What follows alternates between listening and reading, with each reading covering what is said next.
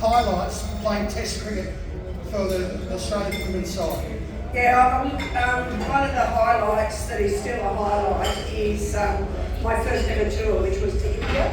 And for a young girl from Nunawading, I couldn't have imagined anywhere like India, and seeing just the amazing difference in the way people live. It's vastly different now, of course. Back then, there was no Western brands allowed. Indira Gandhi was the Prime Minister. We got to meet her, which was unbelievable. I mean, we actually got to meet her in the same spot she was assassinated 3 months later, which was dreadfully sad. But and of course, going to England is always a highlight of anything we do. So getting to play at Lords and having a dismissal at Lords, or a couple of dismissals, you know, they stay with you for a very long time. But you can't beat a 1988 World Cup final at this very ground. I never thought, particularly as a female, I never get to do anything on the MCG. So to play a World Cup final there was unbelievable honour. Christina, did you stay up late last night watching the girls play against India? Yeah, I foolishly stayed up until about 30 over mark and thought, gee, they're going well, being this was played beautifully with her kookaburra bat, Jim Thompson. And 116, they looked like they couldn't be beaten, and then woke up this morning and well, that didn't go so well. So, but it's a great thing for world cricket and women's cricket across the world. It's in India. I think now India will win the World Cup final against South Africa. They've got a much better side than South Africa, and that will be a massive turning point for the women's game in India, and then that will follow on to the rest of the world.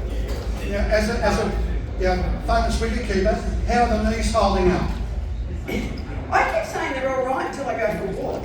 And then I feel my knees and my hips and my ankles all at the one time, and I have to remember to stretch. But I went to my brother. My brother has been a lifelong club cricket administrator, and I went down to his club last night.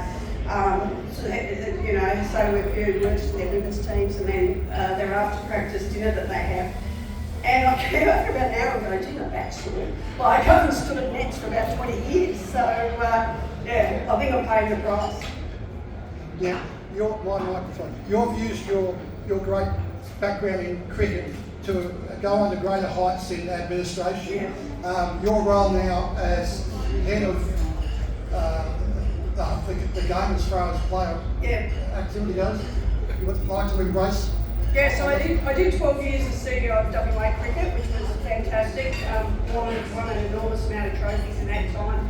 Did some fantastic things, but now I'm president of the Australian Cricketers Association, which is something I hold dear to my heart, and the rights of players as the game changes, and there's many more opportunities for players. So it's not, I mean, it is about salary, let's not kid ourselves, but it's as much about how do we make sure our players are well looked after. They're not just playing in Australia anymore, they're playing all over the world, and they don't get the same support when they're going to, for instance, the Cayman Islands, as they do as they would in Australia. Funnily enough, the Cayman Islands tour, they ended up not being paid at it, which if you go to the Cayman Islands, I think you think there's something fishy, don't you? But it's how do we look after them wherever they go in the world, rather than just when they're in Australia. Are you talking about looking after them, and particularly with regards to fitness, and particularly Pat Cummins? It is about fitness and making sure that they're getting the right treatment when they're away. I think Pat is paying the price for his IPL stint now. He's done a lot of bowling in Test cricket, and then going away to the IPL, which is so intense. Whilst it's only an hour and a half on the field, it's like playing a day and a half with the intensity of that game. So I think he is paying the price for that IPL stint. But I think it's hard for them when they know, by the age of 35, 36, their career's going to be able to knock back $3 million for playing in a competition. From your position, can you add any commentary on how you see the summer progressing? It's going to be magic. I think Australia will win 3-1, and it's going to be like the Ashes has been since 2005. All grounds will be filled on all days. There's such these days in a different way to maybe what they have been historically. England on paper have got a good team, but we know they're poor tourists. I think Australia have been, or some of the Australian players have been clear that they know never to sledge Ben Stokes because he just gets better than everything you say to him. So they know that that's their Achilles heel. So I think the Perth test will set the tone, there's no doubt. And it's unbelievable and really here we appreciate it because he's Victorian.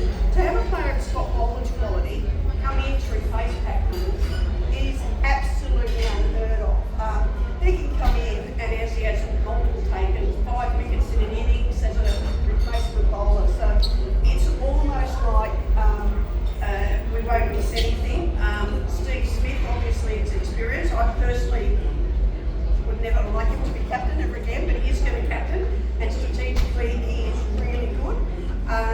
So I think we've got everything set up for a good series win.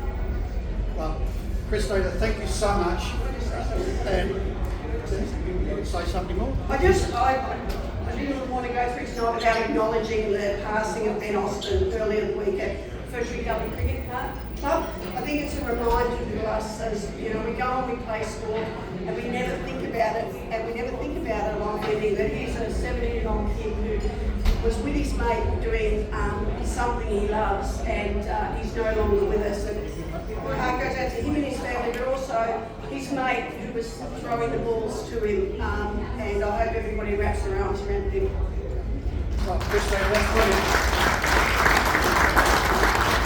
I think whilst most of you came here to watch cricket, you've just heard a magnificent address from Christina, and it's worthy of a great recognition just for tonight, but for your long period of cricket at the highest level.